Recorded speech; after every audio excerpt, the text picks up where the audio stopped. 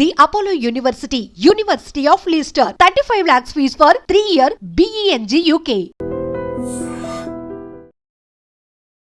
మీరు ఆ బిగినింగ్ డేస్లో ఎదురు దెబ్బలు ఏం తినలేదండి? మామూలు కేక్ వాక్ లాగే అయిపోయిందా? బిగినింగ్ ఓపెనింగ్ అట్లా రావడం ఒక 2 ఏళ్ళ పాటు 2-3 ఏళ్ళు అలాగే జరిగింది బాగా బిజీగా. మీకు తెలియదు ఏముంది, మీకు తెలిసే ఉంటుంది కదా. మండలాధీశుడు అని ఒక సినిమా చేయించాడు కృష్ణ గారును, చచ్చిపోయాడు హనుమంతరావు వాళ్ళు కూర్చొని పట్టుబట్టి గొడవ చేసి 4 రోజులు ఏఆర్ఎస్ గార్డెన్లో నా బ్యాడ్లకు అప్పుడే ఆయన షూటింగు, నాది ఇంకో సినిమా 2 అదే ఏఆర్ఎస్ గార్డెన్లో మెడ్రాస్లో షూటింగ్. ఎవరిది? ఇంకొకరిది? నాది ఏదో సినిమా జ్ఞాపకం లేదు. ఎన్టీ రామారావుదా? లేదు, నేను మామూలుది. ఈయనది కృష్ణ గారు దాంట్లోనే. Okay okay. ఇద్దరం ఉన్నానని పిలవడం, నాకు షార్ట్ ఖాళీ ఎప్పుడల్లా కూర్చోబెట్టి మోరల్ క్లాసు, నా మాట విను, నువ్వు చెయ్యి, ఎంత పేరు వస్తుందో నీకు తెలియదు, అది ఇది అని గొడవ. కృష్ణ గారు అప్పటికే సినిమా మొదలైంది, భానుమతి గారు కమిటీ అవటం ఇవన్నీ నాకు తెలుస్తుంది అంతా. ఆ డేట్లు చూసేవాడేమో గొడవ. వాడేమో కృష్ణ గారి దగ్గర కొన్నాళ్ళు పని చేశాడు పద్మాలయాల్లో, జ్యోతి ప్రసాద్. వాడు ప్రొడక్షన్ మేనేజర్. చంపేస్తున్నారండి కృష్ణ గారు, నా మాట వినండి, చెయ్యండి, పర్లేదు, ఏమవుతుంది అది ఇది అని.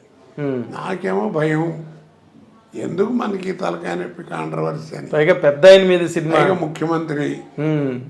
సరే అని చెప్పి భయపడి ఆగుతుంటే ఈ లోపల బ్యాంక్ నుంచి లెటర్స్ రావడం మొదలెట్టినాయి, చేరతావా లేకపోతే రిజైన్ చేస్తావా, చేరతావా ఇలా అని. సరే అట్టాగ వచ్చింది ఉద్యోగం గురించి, చేద్దాం, సక్సెస్ అయ్యాము ఓకే, లేదంటే మన ఉద్యోగం అనుకుంటుంది, మన బోధానికి. కానీ నేను డిసైడ్ అయ్యా చివరికి.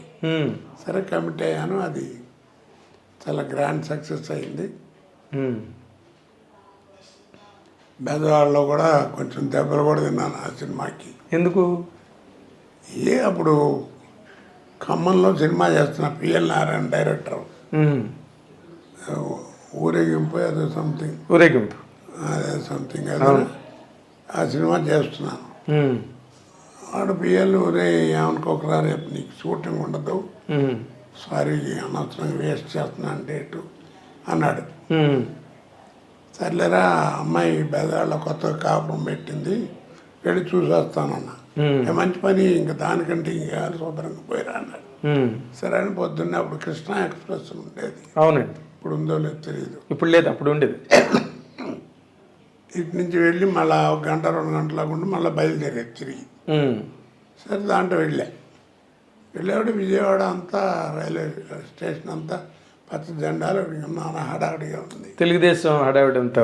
రామారావు ఆ ఊళ్ళో విశ్వబ్రాహ్మణులకి కళ్యాణ మండపం ఏదో ఉంటే దాన్ని ఓపెనింగ్కి వచ్చాడు.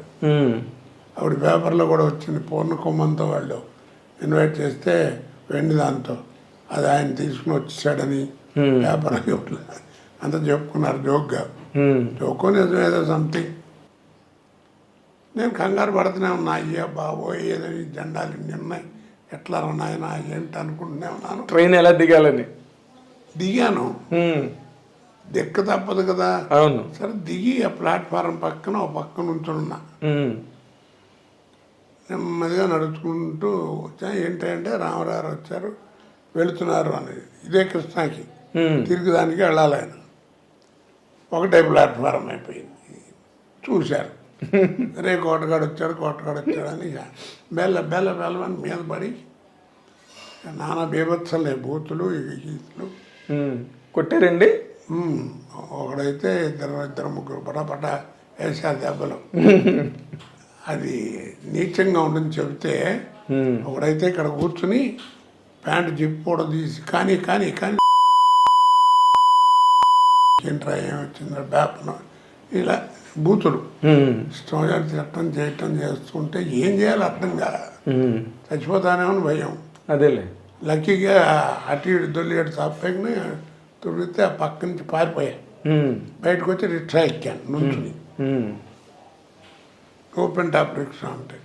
సరే అందలేదు. ఆ టైంలో పోలీసు వాళ్ళు వచ్చి మొత్తానికి పంపించారు.